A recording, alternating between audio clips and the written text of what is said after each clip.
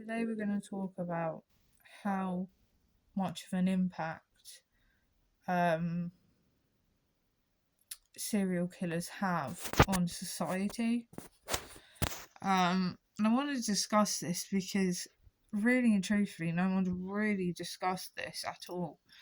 They've kind of, brushed past it. And I think it's actually quite important for people to know and kind of recognize what's really and truly going on. Um, so I'm going to begin with, for example, Richard Rodriguez. He, like, when he had been arrested and moved and whatnot, there were like hundreds of women that yearned for him, that wanted him. And there's also like videos of when he's getting out, and women are flashing their boobs at him and all of this and shouting "I love you," and he would get letter after letter in prison from women confessing their love to him. And Chris Watts is another one that receives like 40 love letters a day, and this is a man that killed his babies and the baby mum, and she was pregnant.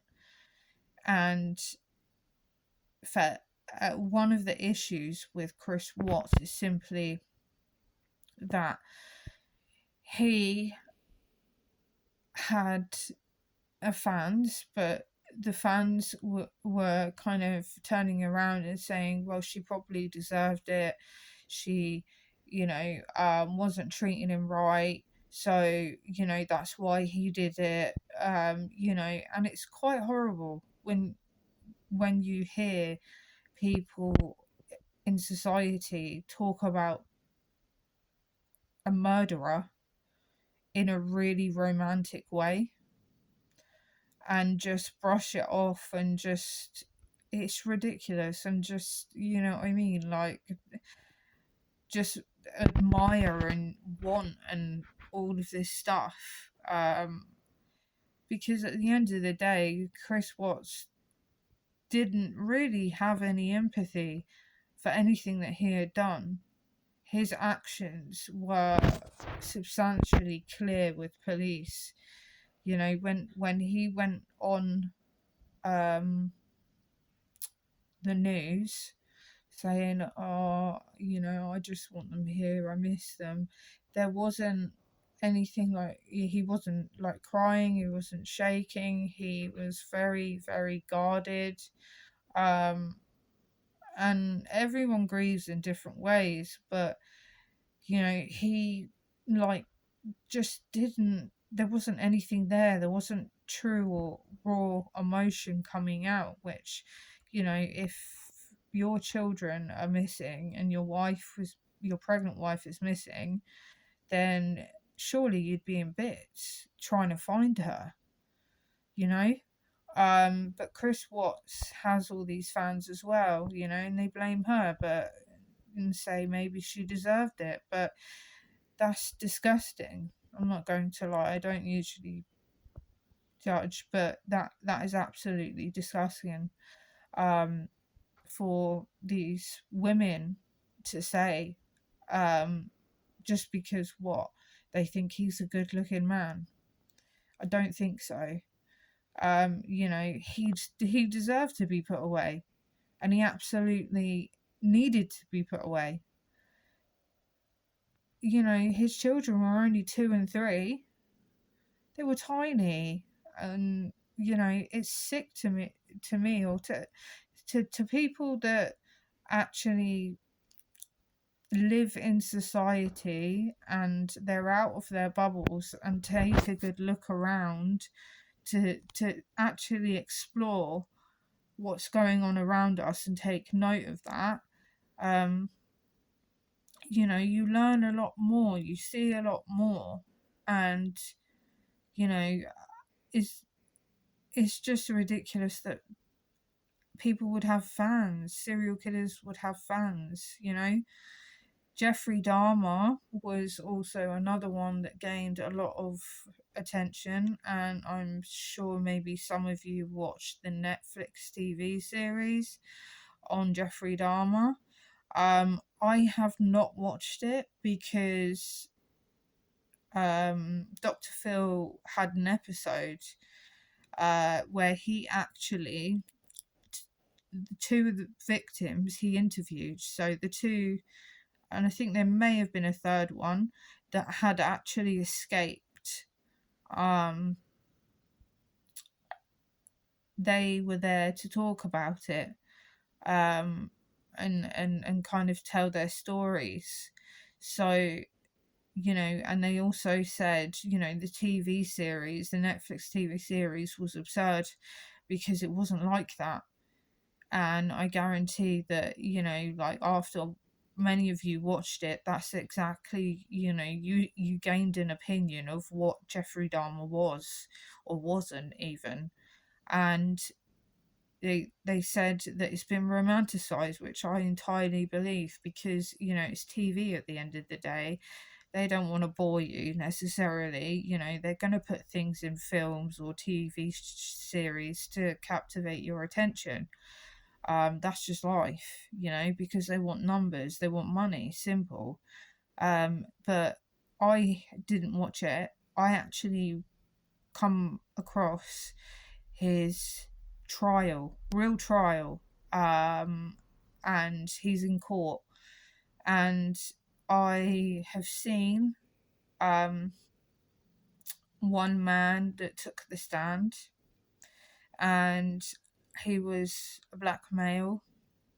He'd explained what had happened when Jeffrey Dahmer took him to his place, and Jeffrey Dahmer had cuffed him, and kind of dragged him into the bedroom, and they just sat on the bed, and the TV was on, and he said that Dahmer would switch every time, like, I don't know, he would just switch, and he would start mumbling and rocking backwards and forwards, and he said he couldn't really make sense of the mumbling, and then he'd stop and be fine.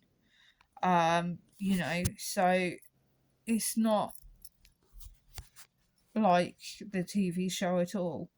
This man got away the first chance he had, and Jeffrey Dahmer didn't actually do anything to him.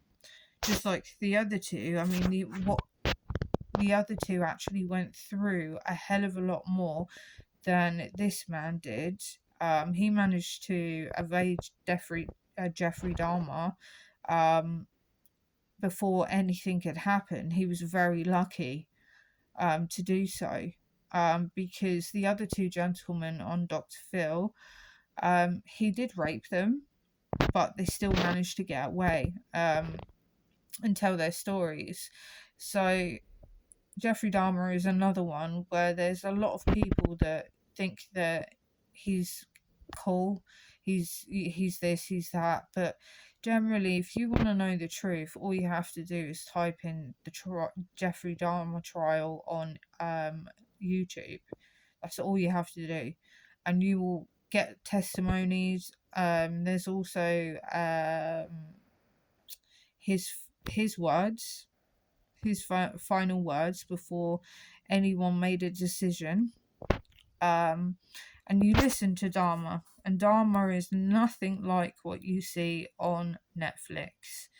Let me tell you, he had written up a very, very long speech, might I add, of words in order to gain, I guess, the jury's attention and the judge's attention.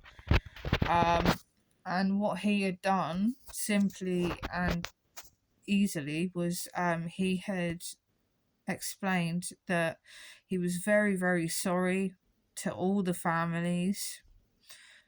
He was very sorry to the other people that would be affected by this or traumatized by the things that he had potentially done.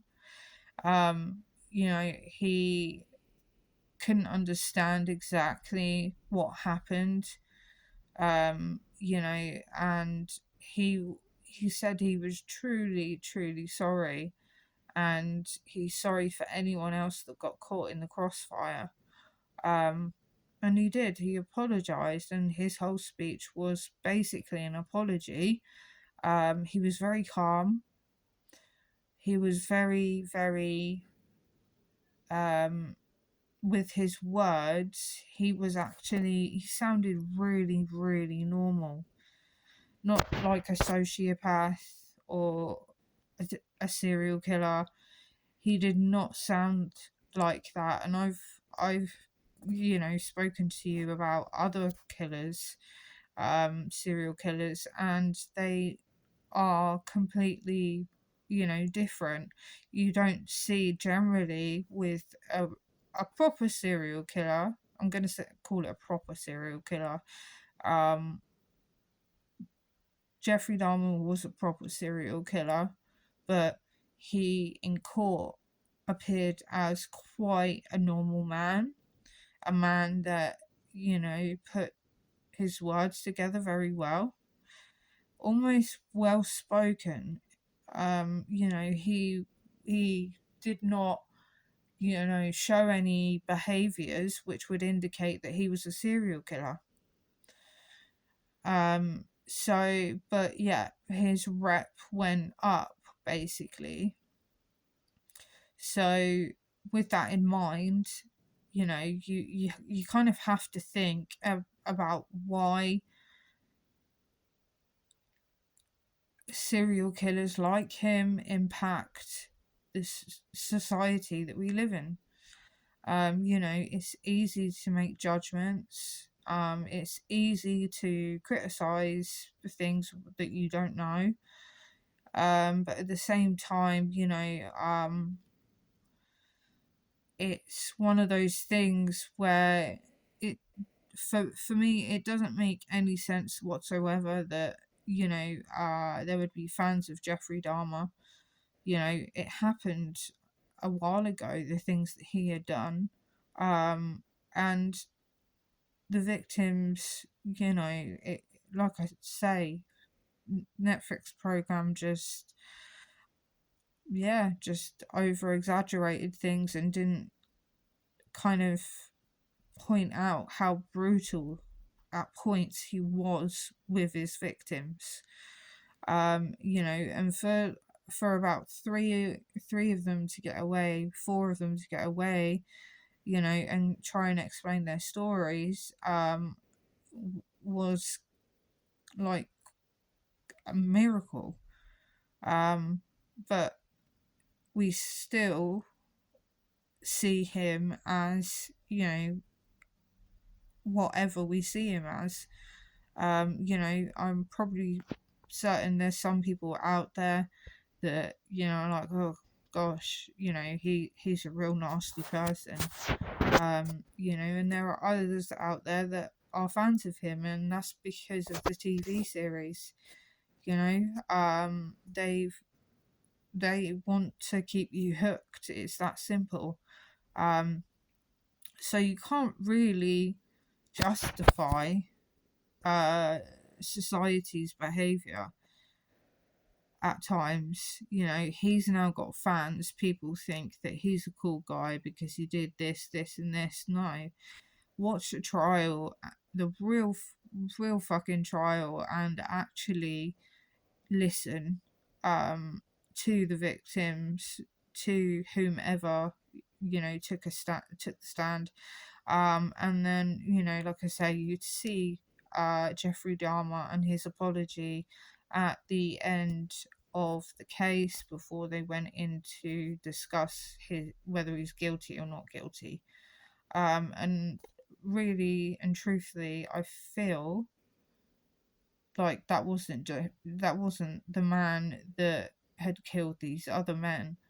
So I think he had intentions but there was something else going on. And one of the men that was interviewed, that was his victim that escaped, the one that I told you he'd handcuffed and moved into the bedroom, he didn't try and touch him. He didn't make any sexual innuendos. He literally just said, he observed Jeffrey Dahmer, and he would just like change and mumble things. And when he got the chance, and he just hit the door and ran. Um, so he was lucky, but there wasn't anything sexual there, which I found very interesting. And the thing is, in the Netflix series, they're painting him to be a serial killer, and yeah, he is a serial killer, but not the type of serial killer that you think. That's why I say go on YouTube, watch the trials. Um, the impact of society is kind of overwhelmingly concerning, just because of now he's known.